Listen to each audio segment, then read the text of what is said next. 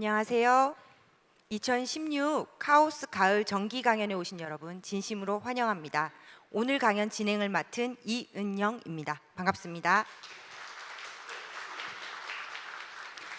오늘 강연은 아마 많은 분들이 기다리셨을 것 같아요. 지구인도 모르는 지구 세 번째 강연의 주제는 공룡입니다. 살면서 누구나 한 번쯤은 공룡에 빠져보는 때가 있는 것 같습니다. 저는 그거를 제 나름대로 공룡기라고 부르는데요. 사실 지구상에 살다 간 생명체가 무수히 많잖아요. 그 중에서도 유독 공룡을 사람들이 좋아하는 이유가 뭘까 되게 궁금했는데요. 아마 오늘 강연에서 그 이유에 대해서 확인해 보실 수 있을 것 같습니다. 오늘 강연은 서울대학교 지구환경과학부의 이육남 교수님, 대표적인 공룡학자시죠.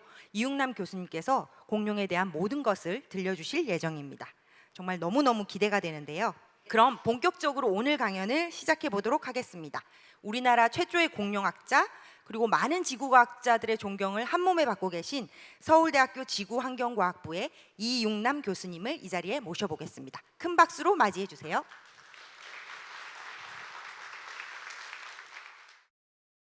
네, 오늘의 그 강연 주제는 공룡이고요. 그리고 공룡에 대해서 공룡이 도대체 무엇이며 공룡은 어떻게 살았고 그리고 공룡이 최근 어떻게 연구가 되고 있나 이거에 대한 그 첫 번째 챕터가 있고요. 두 번째 챕터는 실제로 그렇다면 공룡 탐사를 어떻게 해야 되는지, 어떤 곳에 가서 어떻게 공룡을 찾아야 되는지, 그리고 그 찾은 공룡들을 어떻게 연구해야 되는지. 그래서 제 경험상에서 이런 공룡들을 찾아서 지금 어떠한 학술적 결과를 냈는지, 그리고 마지막으로는 최근에 화두가 되고 있는 공룡과 새의 관계인데요. 새가 이제 공룡부터 진화되어 나왔다고 이제 많이들 얘기를 하는데 실제로 그러면 새가 공룡부터 진화되어 나왔는지, 거기에 어떠한 증거들이 있는지 이런 것에 대해서 강의할 것입니다.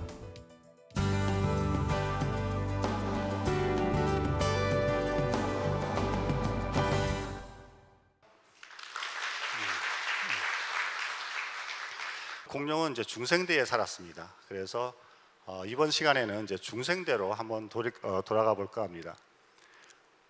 중생대가 시작되는 것은 뭐 2억 4,500만 년이지만 공룡이 출현하는 시기는 그보다 조금 늦어서 한 2억 3천만 년 전입니다.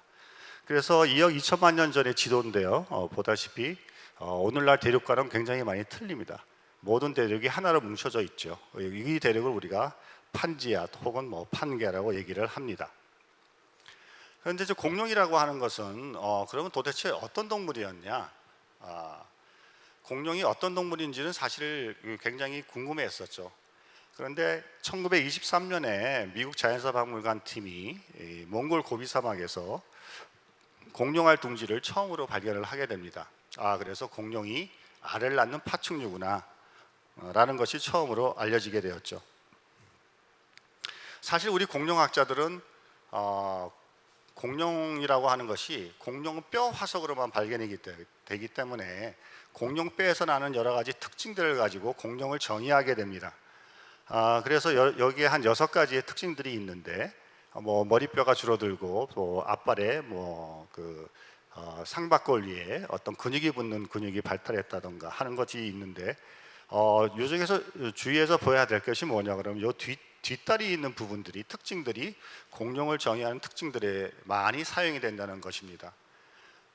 즉 다리의 골반이 그 다리의 대퇴골의 머리가 골반에 끼어져 있습니다. 여기 제가 모형을 가지고 나왔는데요. 여기 보이는 것처럼 다리 골반이 헤드가 골반에 꽉 끼어져서 다른 뭐 악어나 다른 원시적인 파충류처럼 다리가 휘어지지 않고 사람처럼 몸에서 다리가 직립을 하고 있죠.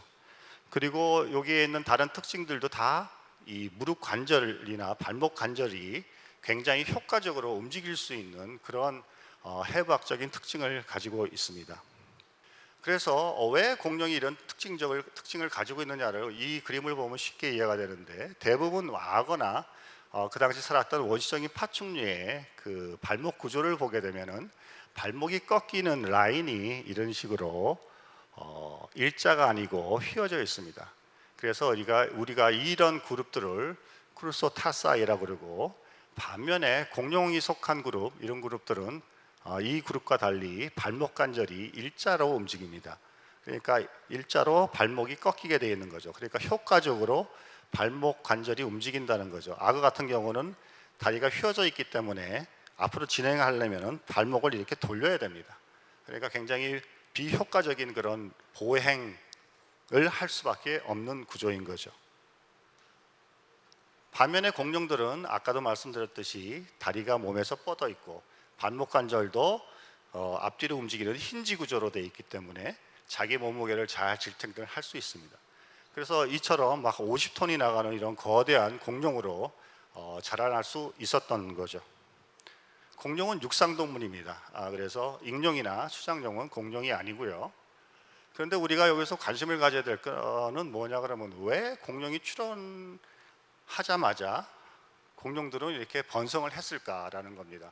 과거의 학자들은 대부분 이 다리 구조에서 그 원인을 찾았어요. 이게 하나의 보건도인데요. 그래서 이 공룡 외에 이런 원시적인 포유류형 파충류든지 아니면은 원시적인 다리가 휘어진 발목 관절이 원시적인 그런 파충류들이 있었죠.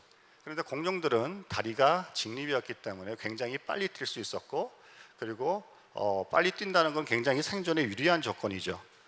그래서 공룡들은 빠르게 이런 원시적인 파충류들을 대체해 나갔습니다.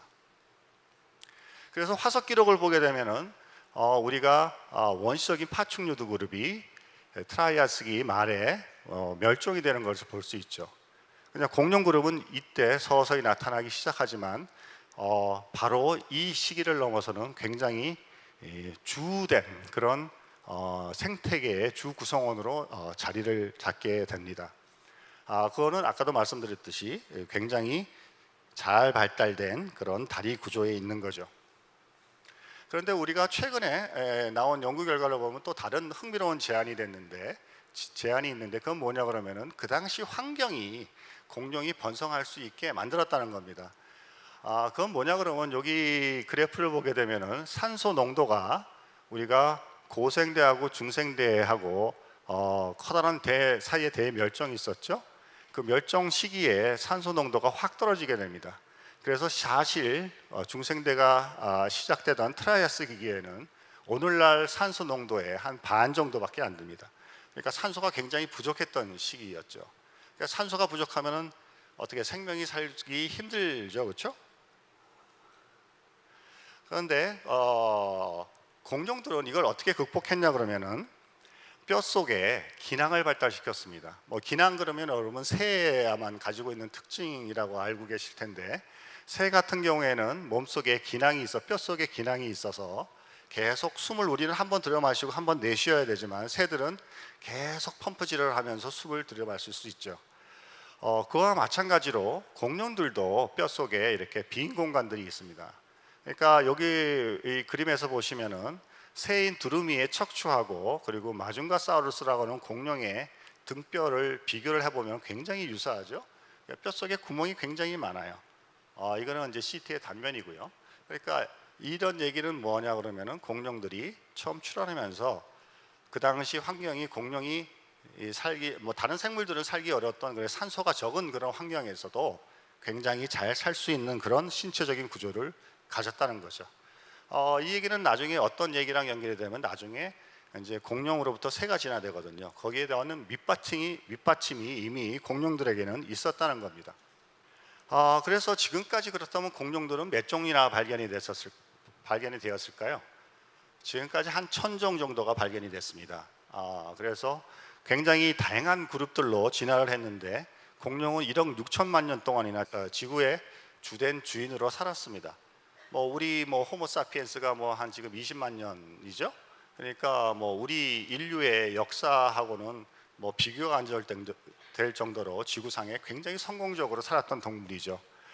공룡들은 트라이아스계에는 그렇게 거대하게 자라지 않았지만 쥬라기로 넘어오면서 완전히 지구를 점령하게 된다고 얘기할까요? 지구의 모든 육상 환경을 차지하게 됩니다. 그 당시 환경에는 따뜻한 환경이었기 때문에 이런 거대한 목긴 공룡들도 자랄 수 있었고 백악기까지 성공적으로 지구상에 번성을 하게 됩니다. 그래서 이런 공룡들에 많은 사람들이 관심을 가지고 있기 때문에 최근에 공룡 연구들은 실제로 우리가 알고 싶어하는 것은 공룡의 뼈가 아니고 공룡 뼈를 가지고 공룡들이 살아있을 때 도대체 어떻게 살았을까, 얘네들은 얼마나 머리가 좋은가, 얼마나 어떤 그 감각 기관이 발달되어 있는가, 아니면 뭐 새끼를 어떻게 낳아서 어떻게 키웠는가, 이런 공룡들이 살았을 때에 어떻게 살았는지를 우리가 알고 싶어하는 거잖아요.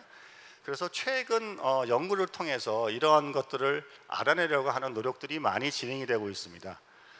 이것은 이제 제가 미국에 있을 때 공부한 공부해서 이름 붙인 파파사우루스라고 하는 공룡인데요. 공룡주라고 하는 공룡입니다. 최근 저희가 이거를 CT로 스캐닝을 했어요. 머리 구조를. 그래서 머리에 뇌를 복원한 그림입니다. 그래서 실제로 옛날에는 이제 할 수 없었던 그런 연구들이 가능한 거죠. 그러니까 머리를 반으로 자르지 않고도 우리가 메디컬 CT를 이용해서도 사실 이 안에 뇌가 어떻게 구조가 생겼는지를 우리가 복원할 수 있는 그런 단계에 이르렀습니다. 그래서 얘네들은 어떤 기관이 발달했다, 즉 후각이 발달했는지 시각이 발달했는지 뭐 이런 것도 우리가 알아낼 수 있고요. 또 하나 SRS, XRF라고 하는 건데 이건 뭐냐 그러면 시조새 화석이에요. 근데 우리가 맨눈으로 보면 여기에 정확하게 깃털이 달려 있는지 잘 육안으로 확인이 되지 않습니다. 그런데 이거는 이제 비파괴 방법으로 싱크로톤 레피드 스캐닝 엑스레이를 플로렌스를 이게 이 표본에 싸서 그 뼈하고 여기 깃털 자죽 같은 것들을 우리가 그 광물의 성분에 따라서 우리가 다른 색으로 표현해서 정확한 구조를 우리가 파악을 할 수도 있습니다. 최근에는 또 뼈를 우리가 단면을 잘라서 공룡뼈를 다리뼈를 단면을 자른 건데요.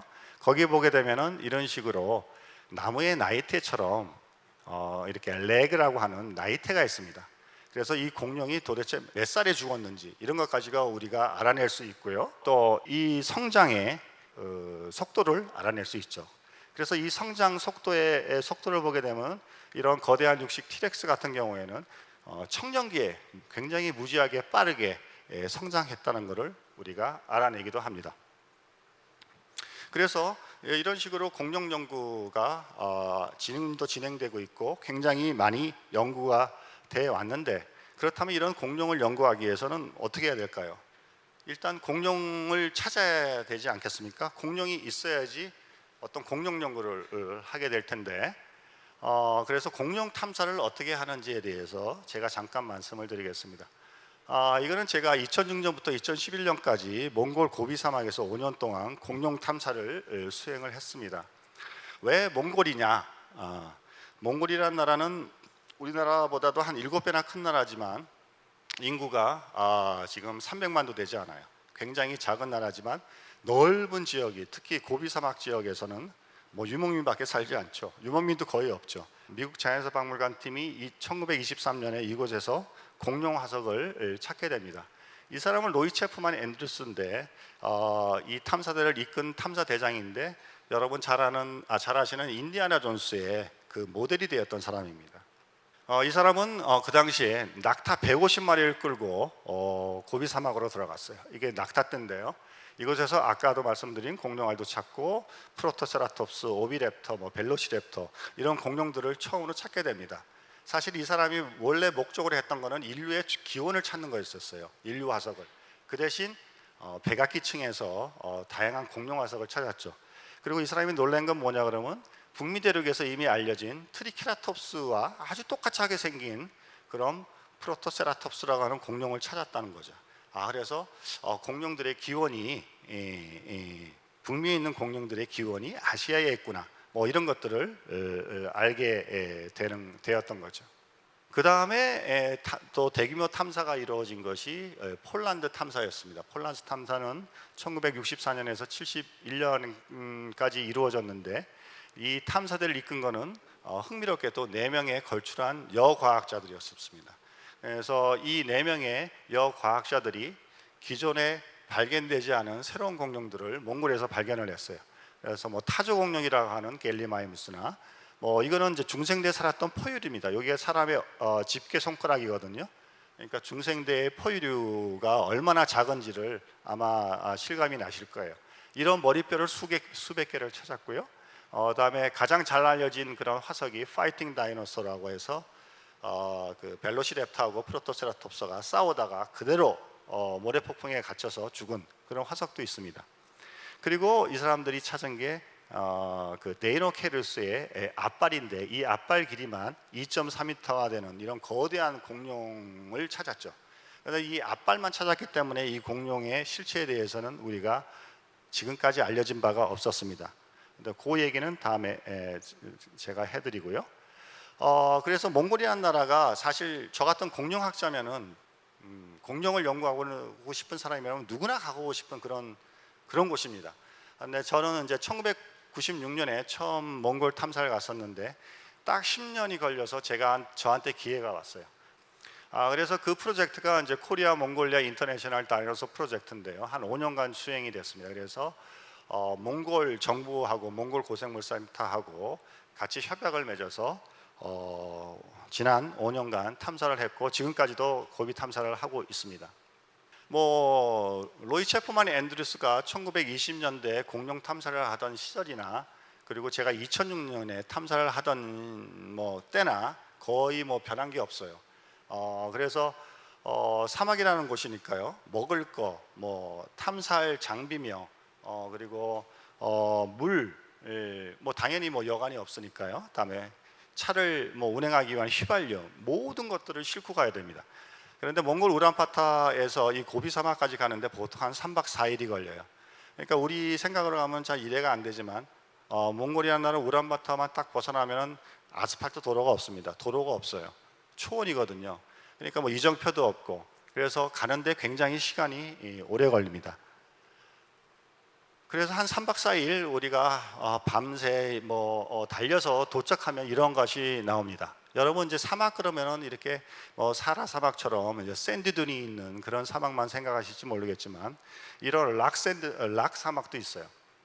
그러니까 여기서 보이는 이런 붉은색 지층들이 약 7천만 년 전에 쌓인 퇴적층입니다. 그러니까 후기 백악기의 퇴적층이죠. 그래서 이곳에서 우리는 이제 베이스 캠프를 차리고 이 암석들을 조사를 하는 겁니다. 그 베이스 캠프 지역에서 한 5km 북쪽으로 가면 이런 곳이 나옵니다. 이거는 이제 알타눌라라고 하는 지역인데 남들이 보면 황무지죠. 풀 한 폭이 없는 그런 사람도 없고 인적도 없는 그런 황무지인데 이러한 계곡이 한 10km 이상 뻗어져 있습니다. 남들은 이곳을 황무지라고 그럴지 모르겠지만 저한테는 파라다이스입니다. 굉장히 천국인 곳이죠. 왜냐 그러면은 이 지층들이 다 그 당시 중생대 7천만 년 전에 살았던 생물들의 화석들이 묻혀 있는 지층이니까요. 그러니까 이런 지층들을 우리가 볼 때는 감격스럽죠. 우리나라는 이런 곳이 없잖아요. 그리고 우리나라는 공룡 탐사가 왜 그러냐 그러면 이런 곳이 없기 때문에 그래요. 암석이 단단하고 중생대 지층들이 다 이제 나무로 덮여 있고 게다가 더 좋은 거는 7천만 년 된 지층임에도 불구하고 지층이 부드럽습니다. 그러니까 우리가 뼈를 찾게 되면 뼈를 발굴하기가 쉽다는 거죠. 그래서 탐사는 어떻게 진행이 되냐 그러면은 200년 전이나 지금이나 똑같습니다. 우리가 지표면에서 어떤 뼈의 흔적을 찾아야 돼요. 그래서 계속 지표면을 지그재그로 왔다 갔다 하면서 우리가 그 바둑판에 있는 그런 그리드처럼 계속 빈틈없이 표면을 살피는 거죠. 그러다가 화석이 발견이 되면은 발굴을 하고 그거를 실험실에 가져오기 위해서 포장을 하고 다음에 운반을 하게 됩니다. 이런 과정을 거치게 되는 거죠. 굉장히 위험해 보이죠. 그래서 사실 공룡 탐사를 우리가 3D 직업이라고 하는데 이렇게 높은 절벽에서 우리 탐사팀이 여기에 타르보사우루스의 턱뼈를 발견을 한 거예요. 그런데 지층이라는 것은 어떻게 되죠? 지층이라는 것은 항상 이렇게 차곡차곡 시루떡처럼 쌓입니다. 특별한 경우가 아니면은 그렇게 되면은 여기에 뼈가 묻혔다 그러면은 그 당시에 죽은 공룡의 화석은 여기에 층에 있겠죠, 그렇죠? 같은 층준에. 그렇다면 이걸 발굴하기 위해서는 굉장히 어렵죠. 위에 있는 것들을 다 걷어내야지 그 지층을 우리가 볼 수가 있는 거죠. 사실 그 작업을 했어요. 그 작업을 해서 이 지역에서 요 층 안에서 타르보사우루스의 상박골하고 목뼈들 우리가 일부를 더 찾았습니다. 그래서 화석을 찾는 것도 쉽지 않지만 발굴하는 것도 쉬운 일은 아니죠. 그래서 이러한 노력 끝에 우리가 지난 5년 동안 125개의 박스의 그런 표본들을 우리가 수집을 했습니다. 그래서 그 발견된 화석들은 뭐 타르보사우루스, 티라노사우루스, 데이노케이루스, 뭐 용광류, 후두리 뭐 다양한 이런 화석들을 저희가 발견했고요. 이거는 이제 용광류 화석이고요. 다음에 이런 것들을 우리가 다 그 몽골이랑 협약을 맺은 다음에 한국으로 가져왔습니다. 그래서 화성시에서 여기서 실험실을 만들었어요. 여기가 수장고고 여기가 화석 처리 실험실인데 이쪽에서 화석 처리를 해서 뼈를 추려내는 작업을 합니다.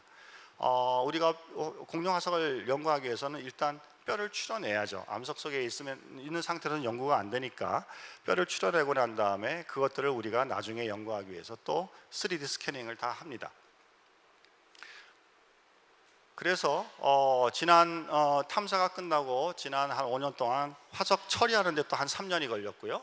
그리고 지난 2년 동안 이제 드디어 공룡을 연구할 수 있게 되었습니다. 그래서 공룡 연구를 시작할 수 있게 되었죠. 그 중에서 우리가 지금 화석이 굉장히 많은데 그 중에서 이제 처음으로 중요한 연구 결과가 나왔습니다. 그게 뭐냐 그러면 데이노케이루스에 관한 그런 연구인데요. 이 그림은 아까 보셨듯이 그 데이노케이루스의 앞발입니다. 이 1965년에 그 올스몰스카라고 하는 폴란드 학자가 그 몽골 고비 남고비 상황에서 발견을 했어요. 그 당시 발굴의 현장입니다.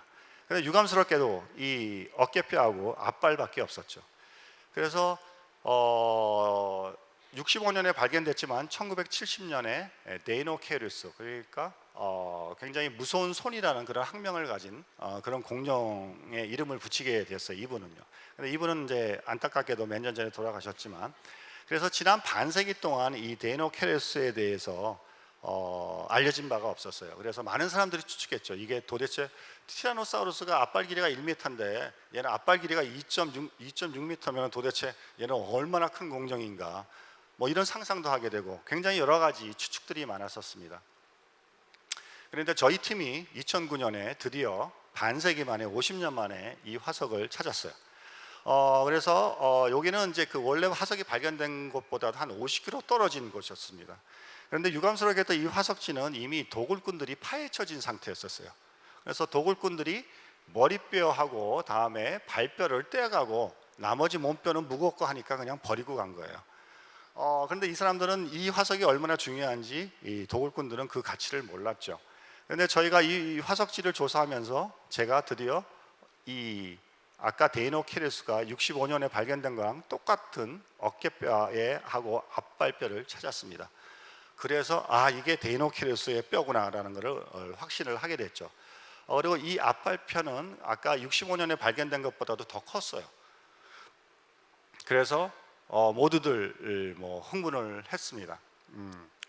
그래서 이 화석을 가져다가 처리를 하고 뭐 1년 반 정도에 걸려서 화석 처리를 하고 뼈들을 다 추려보니까 이런 화석이 나왔습니다. 아까도 말씀드렸듯이 머리뼈는 없고 발뼈는 없는데 이제 목뼈가 완벽하게 보존되어 있고 앞발, 왼팔뼈가 있고 다음에 골반 부분하고 꼬리가 있었죠. 그런데 이 뼈를 조사를 연구를 하다 보니까 이 데이노케이루스의 골반은 굉장히 독특하게 생겼어요. 그러니까 이 골반 부분에 대퇴골이 끼어지는 부분이 굉장히 독특하게 이렇게 홈도 있고 혹도 있고 지금까지 어떠한 육식공룡에서도 발견되지 않은 그런 특징이 있었던 거예요. 그래서 이걸 보면서 제가 이거 어디서 많이 보던 건데 하다가 생각을 해보니까 저희가 2006년에 이미 이 화석을 찾았었습니다. 근데 그 당시에는 앞발이 없어서 얘가 데이노케이루스인지를 몰랐던 거죠. 중복되는 그런 엘리멘트가 없으니까요. 그래서 이 화석도 똑같은 구조를 가지고 있었어요, 대퇴골에. 그래서 조금 더 작은 개체였는데 이 두 개체를 우리가 조합을 해보니까 이러한 형태를 가진 공룡이라는 게 드러나게 된 거죠, 처음으로. 그래서 저희가 데이노케이루스를 찾았다라고 하는 게 이제 논문을 쓰기 전이었었는데 이제 그 소문들이 이제 저희 학계에 나기 시작했어요. 근데 저한테 연락이 왔어요. 내가 머리뼈를 가지고 있다. 그래서 아니 무슨 소리냐 그랬더니 유럽에서 그 도굴대에 나갔던 그 머리뼈하고 발뼈가 일본을 통해서 유럽으로 팔려갔습니다. 그래서 유럽에 어떤 그 화석 수집가가 그걸 가지고 있었어요. 근데 그거를 이제 벨기에 자연사박물관에 거기에 있는 큐레이터가 그 화석을 보고 저한테 연락을 해온 거죠. 이거 너가 찾은 데이노케리우스의 머리뼈 같은데 와서 확인해 봐야 되겠다. 그래서 제가 갔습니다. 제가 이 화석을 보고 깜짝 놀랐죠. 이거 이제 벨기 자연사 박물관에 있는데요. 이 도굴꾼들이 가져갔던 그 머리뼈예요. 머리 크기가 한 1m 정도가 됩니다. 그런데 저는 이것이 이렇게 완벽하게 보존되어 있다는 것도 놀라웠지만은 그 생김새에 대해서 더욱더 놀랐어요. 저희가 생각했던 그런 그 데이노케리우스는 앞발을 보게 되면 발톱이 굉장히 날카롭잖아요. 그래서 어떤 육식공룡의 그런 이미지를 가지고 있었는데 특이한 게 이빨이 없어요. 이빨도 없고 주둥이가 굉장히 넓적하고요. 그리고 주둥이가 밑으로 휘어져 있고 또 특이한 거는 아래 턱이 굉장히 강건하게 발달을 한 굉장히 이상하게 생긴 그런 공룡이었던 거죠. 그래서 이거 희한하다. 이런 공룡 처음이다. 그래서 이 머리뼈를 포함해서 또 특이한 점이 뭐가 있었냐 그러면 얘 발 구조에 있었습니다. 이 도굴꾼들이 바보같이 여기에 발가락의 뼈 하나를 화석지에다 떨어뜨리고 갔어요. 나머지 것들은 다 가져갔는데, 그래서 요 뼈였죠. 그래서 이 도굴된 뼈에서 우리가 현장에서 찾은 요 뼈를 대보니까 정확하게 들어맞았어요. 그래서 이게 한 개체인 것을 알게 된 거죠. 그리고 또 특이하게도 육식공룡은 발톱이 뾰족하거든요. 대부분 그렇죠. 근데 얘는 발톱이 끝이 뭉툭해요. 누가 발톱을 자른 것처럼 굉장히 독특한 그런 구조를 가지고 있었어요. 그래서 이 모든 특징들이 전혀 우리가 생각에서 벗어난 그런 특징들이었습니다. 그리고 그 현장에서 제가 또 찾은 건 뭐냐 그러면은 그 복누골인데 이거 배를 감싸는 갈비뼈인데 거기에 1,400개의 위석이 있었고 그리고 위석과 함께 물고기 뼈들이 있었어요. 이게 뭐죠? 얘가 물고기를 먹었구나. 돌도 먹었구나. 돌을 먹었다는 것은 얘가 초식공룡이라는 것을 의미를 해주거든요. 그러니까 육식공룡이 아닌 거죠. 그런데 주로 식물을 먹었는데 왜 또 물고기까지 먹었다는 거죠? 그러니까 얘는 잡식성인 거죠. 그래서 이 거대한 앞발에 대해서 옛날에 사람들이 굉장히 논란이 많았어요. 왜 이렇게 긴 앞발을 가졌을까? 근데 제가 해석하기에는 이 긴 앞발이 얘네들은 이제 물가에 살았던 공룡이라는 거죠. 그래서 물가에 살기 위해서 이 발톱도 진흙이면 푹푹 빠지잖아요. 끝이 뾰족하면은. 그러니까 발톱도 뭉툭하고 긴 앞발로 이런 물고기를 이렇게 잡을 수도 있고, 그리고 이런 물가에 죽은 이런 물고기들도 또 먹었겠죠. 도대체 그럼 이렇게 갑작스럽게 이렇게 큰 몸집을 가지게 된 특징이 왜 이렇게 됐을까? 사실 이 공룡을 어떤 그룹에 속했는지 사실 굉장히 이 학자들 간에 논란이 많았습니다.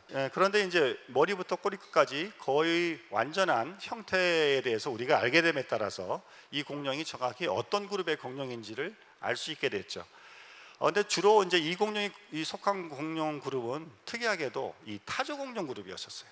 타조 공룡이라고 그러면 말 그대로 타조처럼 생긴 공룡입니다. 머리가 작고 날렵하게 생겼고 그리고 굉장히 빨리 뛰는 공룡이죠. 그런데 얘랑 같은 그런 그룹이라고 굉장히 이상하잖아요. 그런데 몸의 어떤 뼈의 특징들을 보게 되면 얘랑 거의 일치를 합니다. 단지 덩치가 큰 거를 제외하고는. 그래서 이 그룹은 이제 새로운 사실이 밝혀진 게 이 그룹은 처음부터 작게 출현해서 타조 공룡으로 곧바로 진화한 것이 아니고 한 그룹은 데이노케이리데라고 하는 한 그룹은 거대하게 자기 덩치를 키우면서 어떤 초식성을 가지게 된 그런 쪽으로 진화를 하게 된 거죠. 그래서 이 논문은 뭐 많은 사람들이 기다렸던 논문이죠. 50년 만에 그 정체가 밝혀지는 공룡이었기 때문에 네처지에 실리게 되었습니다. 그래서 이 네처지에 논문이 실리고 난 다음에 많은 사람부터 관심을 받았어요. 네처지의 홈페이지에서 헤드라인으로 떴고요. 그리고 이 논문은 그 당시에 발표된 839개의 논문 중에서 19번째로 많은 관심을 받은 그런 논문이 되었습니다.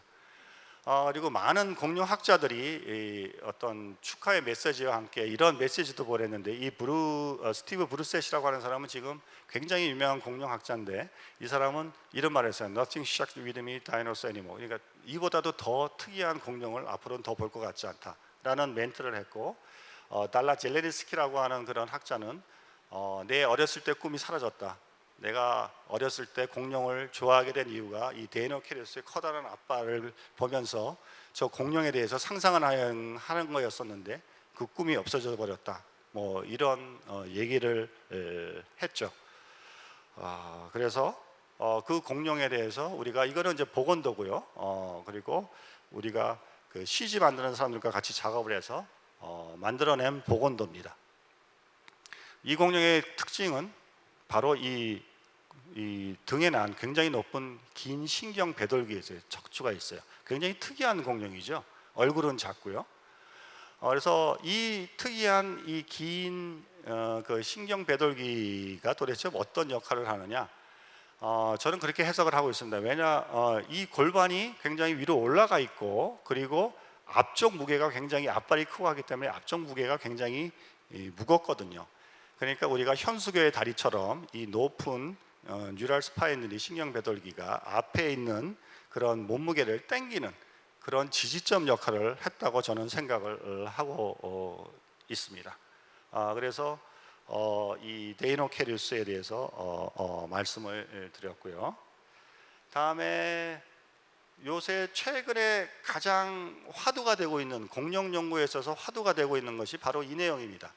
여러분 한번 들어보실지 모르겠지만 새는 공룡인가? 새는 공룡이라며? 뭐 이런 거를 한번 들어보셨을 거예요. 새가 공룡이냐? 새가 공룡으로부터 진화돼야 한다. 이 말은 사실인가? 거기에 대해서 제가 조금 말씀을 드릴게요. 이거는 여러분이 잘 아시는 시조새라고 하는 화석입니다. 굉장히 중요한 화석이죠. 그리고 가장 오래된 새 화석으로 알려져 왔습니다. 근데 여러분 새에 대해서 한번 생각을 해보신 적 있나요? 새의 정의를 보게 되면은 이렇습니다. 새라고 하는 것은 깃털이 있고 날개가 있으면서 두 발로 걷고 온혈동물이고 알을 낳는 척추동물이다. 이렇게 새의 정의가 되어 있습니다. 뭐 다 맞는 말이죠, 그렇죠? 예. 우리 포유류는 깃털이 없으니까요. 당연히 우리는 새가 아니죠. 지금 전 세계에 약 10,000종 정도의가 조류가 살고 있습니다. 여러분 우리가 속한 포유류가 지구상에 몇 종이나 있는지 아세요? 한 6,000종 정도 넘게 있어요. 그러니까 이 말은 뭐냐 그러면 사실 조류가 우리 포유류보다도 더 번성하고 있다는 거죠, 그렇죠? 그런데 아까도 말씀드렸듯이 새를 정의하는 데 있어서 가장 큰 특징은 뭐냐 그러면 바로 깃털입니다. 근데 사실 깃털이라고 하는 것은 언제 발견됐느냐? 굉장히 오래전에 발견됐습니다. 어디서? 1861년에 독일의 졸레노펜 라임스톤이라고 하는 굉장히 유명한 그 암석이 있는데 거기에서 이런 깃털 자주가 하나가 발견이 됐어요. 근데 이 깃털 화석을 보고 사람들이 깜짝 놀랐죠. 왜냐 그러면 이 지층의 나이가 1억 5천만 년 전의 지층입니다. 그러면 1억 5천만 년 전에 벌써 새가 있었단 말이야? 이렇게 되는 거죠, 그렇죠? 예.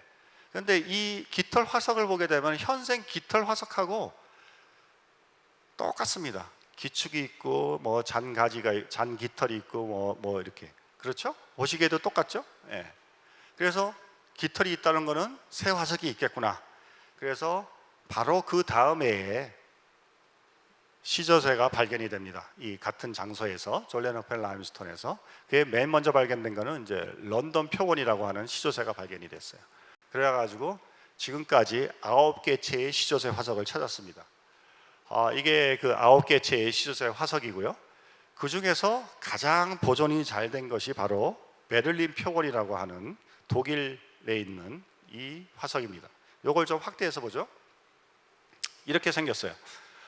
그래서 이거는 이 화석을 보게 되면은 이게 당연히 새죠, 그렇죠? 왜냐 그러면 여러분 분명하게 보이지 않습니까? 여기 깃털 자죽이, 그렇죠? 그러니까 깃털 자죽이 있다는 얘기는 뭐냐 그러면은 얘가 새라는 얘기죠. 그래서 우리는 시조새를 뭐라 그러죠? 새 중에서 가장 오래된 시조다 이런 뜻이잖아요. 그러니까 가장 원시적인 새인 거죠. 근데 이 시조새는 새예요. 예. 그런데 여기서 우리가 주의해야 할 점은 뭐냐 그러면 얘 깃털 외에 얘네들의 그 골격이 다르다는 거죠. 그런데 얘 뼈를 보게 되면은 사실 얘가 새가 맞나 할 정도로 굉장히 현생새와는 차이가 있습니다. 지금 오른쪽에 있는 건 비둘기 골격이고요. 왼쪽에 있는 것은 시조새예요. 그런데 시조새의 입안을 보게 되면 이빨이 있습니다. 오늘날 새의 이빨이 있나요? 부리 안에 이빨이 없죠. 그리고 또 우리 보통 우리 치킨 먹을 때 맛있는 부분, 윙이라고 하는 부분, 거기에 손가락이 발달했냐고? 손가락이 융합되어 있죠. 반면에 시조새는 손가락 끝에 손톱이 그대로 살아 있습니다. 다음에 꼬리도 굉장히 길고요. 현생 새들은 꼬리가 짧은데, 반면에 또 가슴뼈, 날개에 필요한 이런 커다란 이제 흉골이 있는데, 시조새는 또 흉골이 굉장히 작아요. 그러니까 얘들은 또 학자들은 실제로 얘들과 날할 수 있었나, 뭐 이런 생각까지 하게 된 거죠. 그렇지만 제가 말씀드리고자 하는 얘기는 뭐냐 그러면, 시조새의 골격을 보게 되면은 현생새와는 너무 많이도 틀리다는 거죠. 그래서 사실 이 시조새의 골격은 사실 공룡의 골격과 굉장히 유사합니다. 그래서 처음에 이 공룡과 새의 관계를 처음으로 말한 사람은 토마스 헉슬리라는 사람이었어요. 토마스 헉슬리는 이제 찰스 다윈의 동료였죠. 그래서 이게 찰스 다윈의 진화론을 잘 설명해주는 그런 화석이다. 즉 파충류와 조류의 중간이 되는 화석이다라고 이제 설명을 했는데, 그 뒤에 우여곡절이 있다가 이러한 논의가 다시 언제 시작이 됐냐 그러면은 1970년에 예일 대학에 있는 존 오스트롬 교수가 어떤 공룡을 발견을 하냐 그러면 데이노니쿠스라고 하는 공룡을 발견을 하게 됩니다. 이게 데이노니쿠스의 골격이고요. 이게 그림입니다. 이게 시조새의 골격이고요. 여러분 어떠세요? 보기 굉장히 비슷하지 않아요? 예, 앞발도 굉장히 길고요. 그리고 이빨도 있고 뒷다리도 상당히 길고 발톱도 모양도 비슷하고. 그래서 이 오스트롬 교수는 이 시조새하고 데이노니쿠스의 골격을 비교해 보니까 공통점이 100가지가 넘었어요. 그때부터 공룡의 연구에 대한 붐이 갑자기 확 불게 됩니다. 그래서 지금까지 지난 한 30년 동안 넘게 우리가 이 공룡과 새의 관계를 쭉 조사를 했는데, 그 결과를 얘기를 말씀드리면, 공룡이라고 하는 건 처음부터 나올 때부터 새와 비슷한 특징들을 너무나 많이 가졌던 거예요. 즉 직립을 했죠. 대부분 우리 포유류 조상은 어떻죠? 사족 보행을 했죠. 두 발로 걷지 않았는데 공룡들은 두 발로 걸었어요. 이족 보행을 했고요. 다음에 이족 보행을 했다는 얘기는 뭐냐 그러면 앞발이 자유로운 거죠. 네, 앞발이 자유롭습니다. 그리고 앞발이 점점 길어지게 되고요. 앞발이 뒷발 대 앞발의 그 길이를 비교한 그림인데, 앞발이 점점 길어지게 되고요. 다음에 더 진화된 육식공룡에 와서는 이 손목 관절뼈가 뒤로 젖힐 수 있게끔 반달형으로 바뀝니다.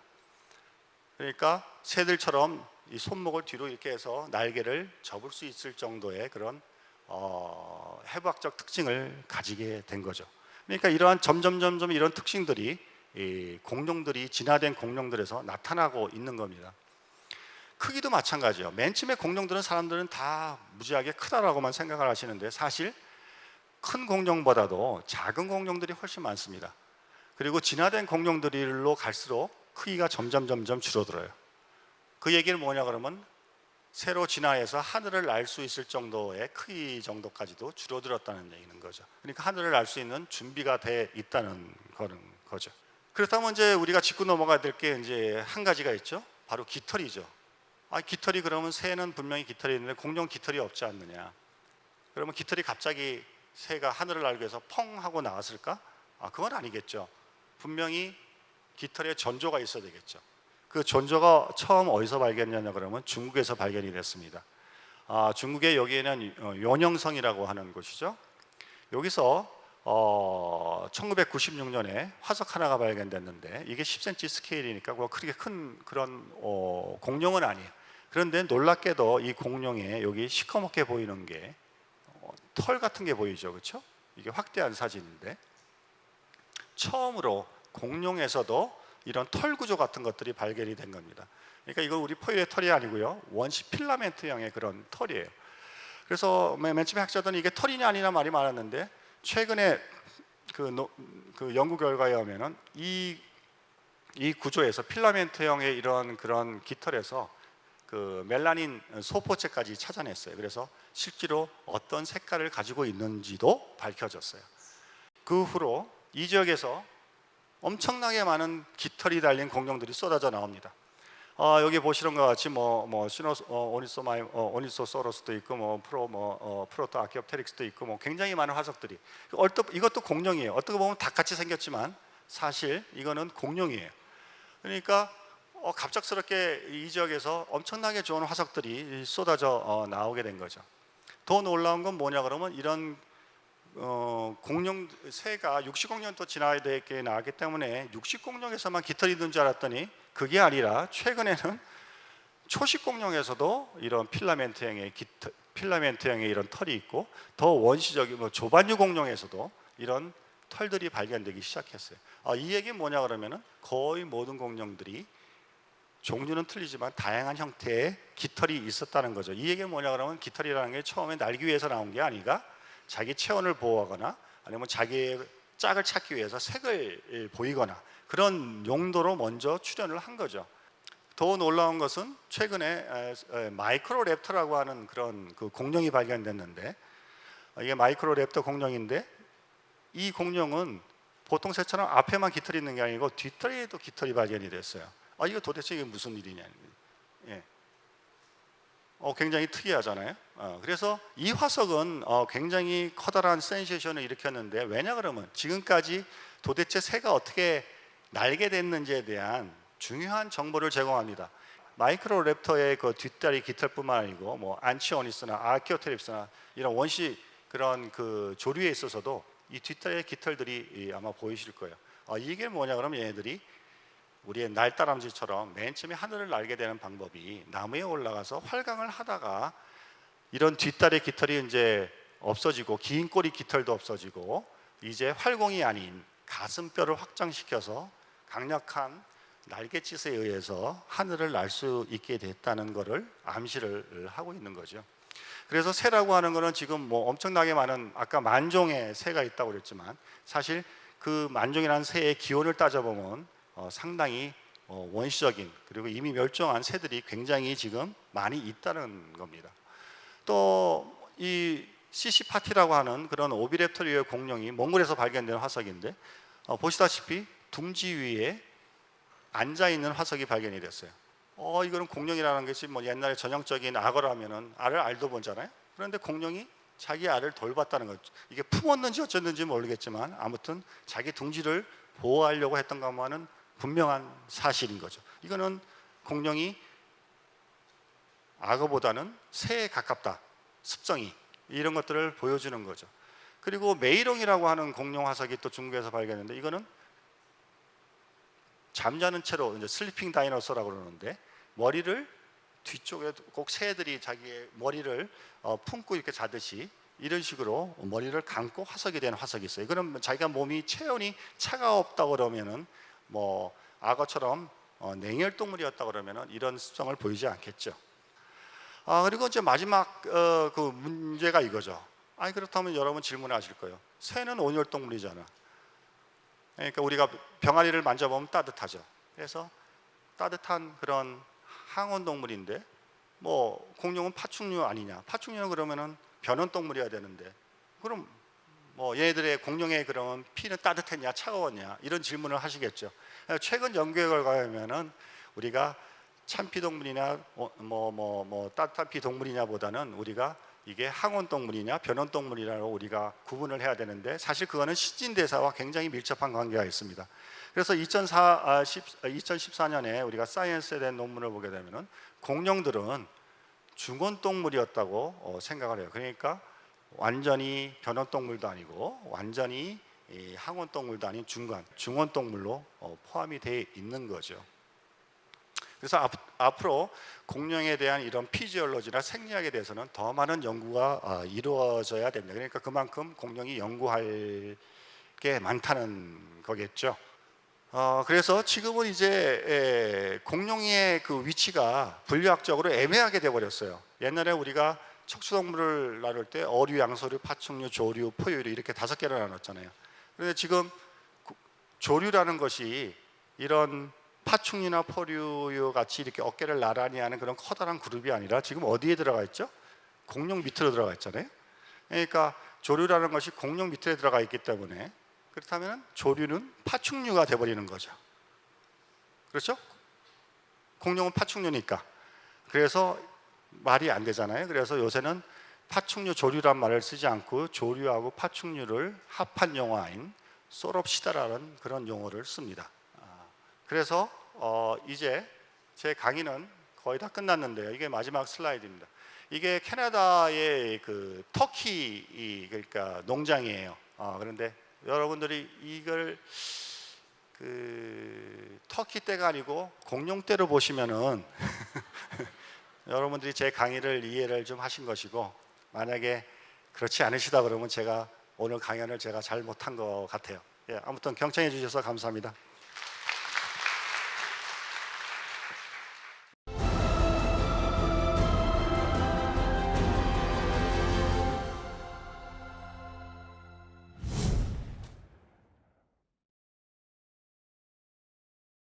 아까 제가 오프닝 때도 잠깐 말씀드렸는데요. 누구나 한 번쯤 살면서 공룡을 사랑하고 공룡학자를 꿈꾸는 시기가 있는 것 같습니다.